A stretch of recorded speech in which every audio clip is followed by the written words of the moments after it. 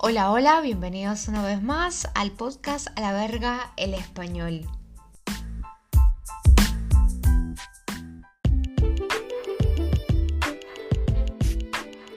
Bueno, como ya saben, este pequeño espacio está hecho para los estudiantes que quieren practicar un poquito su español y sobre todo que quieren enfocarse en la parte comunicativa ya a un nivel un poco más avanzado. Así que por eso también es mi ritmo un poco acelerado. En este podcast vale recordar que la temática es muy variada, se habla de todo un poco y no solamente a temas relacionados a la cultura latina, sino en general.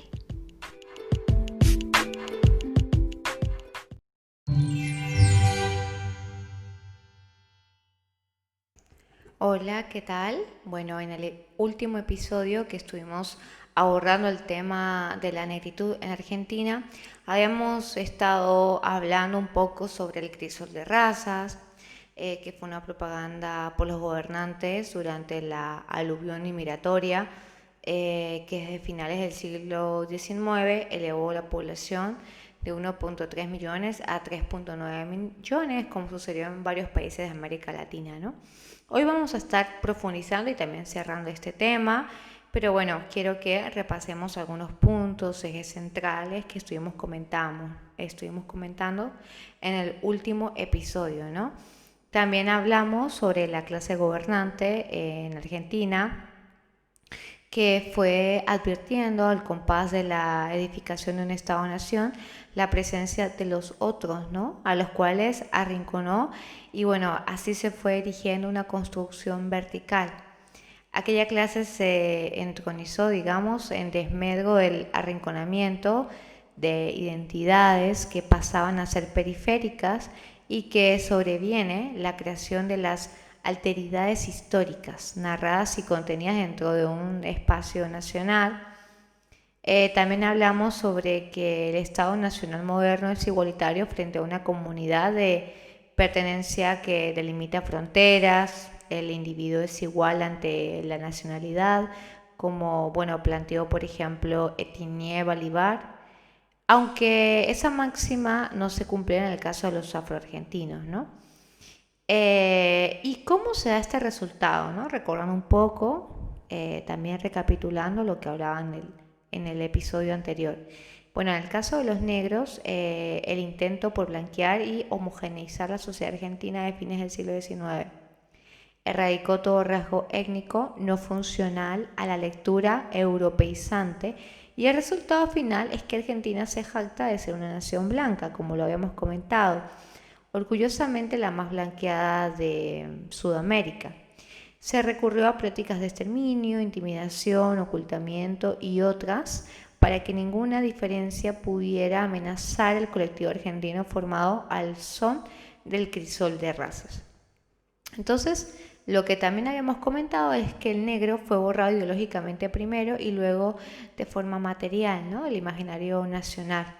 Por ejemplo, actualmente los grupos de mayor apariencia europea discriminan en Latinoamérica a los que no lo son y distan más que otros de serlo. La identidad nacional de los estados modernos demandó la blanquitud de sus habitantes y bueno, tuvieron o no población no blanca, ¿no? La modernidad consideró el color blanco como emblemático y este devino sinónimo de modernidad. En cambio, lo no blanco pasó a ser considerado como lo premoderno, lo primitivo. Bueno, eso también lo habíamos estado comentando. Y atento a estas variables que se dieron en toda América Latina, es lógico concluir que la Argentina sea un país que se enorgullezca de su raíz europea, ¿no? Y que sí se supone descendiendo de los barcos, como había dicho el expresidente Fernández, se sostenga que provinieron del sur de Europa desde los postrimerías del siglo XIX, pero hubo otra clase de navío que arribó y que fue la africana, ¿no? Eso también lo habíamos comentado, que la primera entrada formal fue en 1588, luego a comienzos del siglo XVII el gobernador de Buenos Aires en ese momento, Saavedra, decretó el flujo, ese es el flujo anual de negros, luego para 1788 se arrojó que de 200.000 censados, unos 92.000 eran negros y mulatos, que eran el 46%, pero para 1895 se reveló que solo 454 afroargentinos, entre 4 millones de habitantes. Bueno, de ahí entonces comienza a tomar fuerza el mito de la desaparición sin que nadie cuestionara la validez de las cifras oficiales. Tal mito defiende que el negro, por su extensión, no pudo dejar nada tras su paso. Bueno, sin embargo, lo que sucede fue algo totalmente diferente, ¿no? Los negros en el país del Cono Sur fueron desplazados por los censistas, estadistas y eruditos que forjaron el mito de la Argentina blanca y que también se asumió que la presencia africana implicaría desempolvar el flagelo de la esclavitud.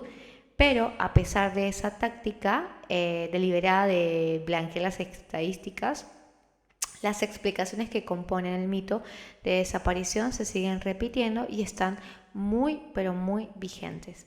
Bueno, se puede agrupar en 4 motivos, que es la sucesión de guerras desde 1810, sobre todo contra Paraguay. Un segundo motivo, que sería la baja tasa de natalidad y la alta de mortandad en condiciones de vida desfavorables, y con el recuerdo en la capital de la epidemia de fiebre amarilla del 71, de 1871, que cobró muchas víctimas negras. Y 3, la disminución del tráfico negrero. Y 4, el mestizaje. Si bien estos motivos tan difundidos tienen una buena medida de elementos de certeza, falta algo básico: haber sido probados rigurosamente. Y la tesis colateral es que los negros desaparecieron sin dejar ningún rastro ni aporte. Se deshace ante la evidencia histórica, ¿no? El problema afroargentino estriba en el no reconocimiento y la represión de su representación en la configuración del imaginario nacional y de la narrativa resultante. Las visiones que enceguecen el aporte de este actor social tienden a confinar su presencia al pasado colonial y subrayan su ausencia actual para reforzar el mito de la extinción. En los actos escolares, por ejemplo, las efemérides patrias de 1810 se dramatiza con niños tiznados de negro, vendiendo empanadas, velas y otros productos. Se sabe que los oficios estuvieron copados en buena medida por los negros, pero como por arte de magia, en la conmemoración del Día de la Independencia, el 9 de julio, todos los actores son blancos. Bueno, en contra de este mito debe recordarse que los aportes de los afroargentinos a la cultura nacional son numerosos. Si bien el discurso histórico se encargó con bastante éxito de silenciarlos, al respecto conviene repasar 3 tópicos que tienen que ver con las estadísticas, el idioma y la música.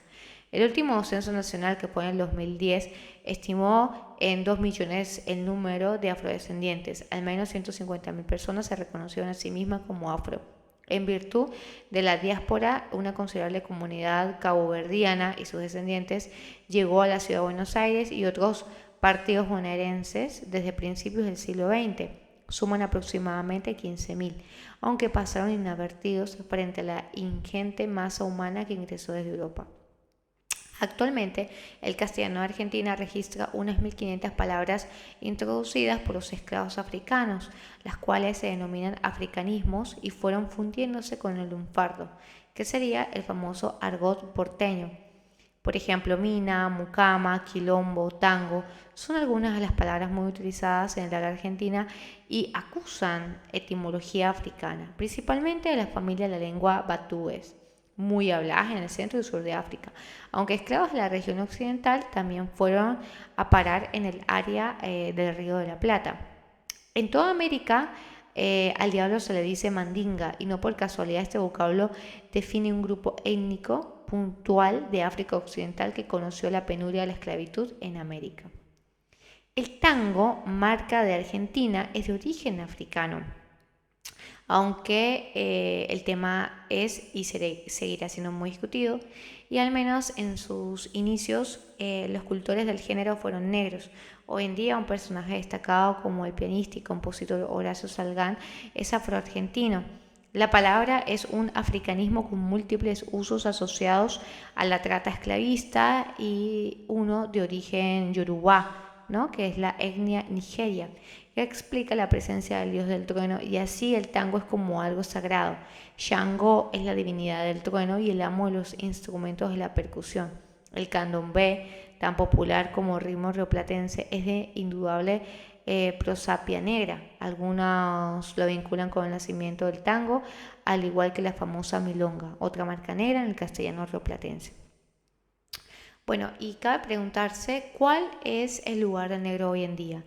Es preciso repatriar la ausencia que derivó el empeño de un grupo opresor para invisibilizar a otro grupo oprimido con una política deliberada de negociación y silenciamiento.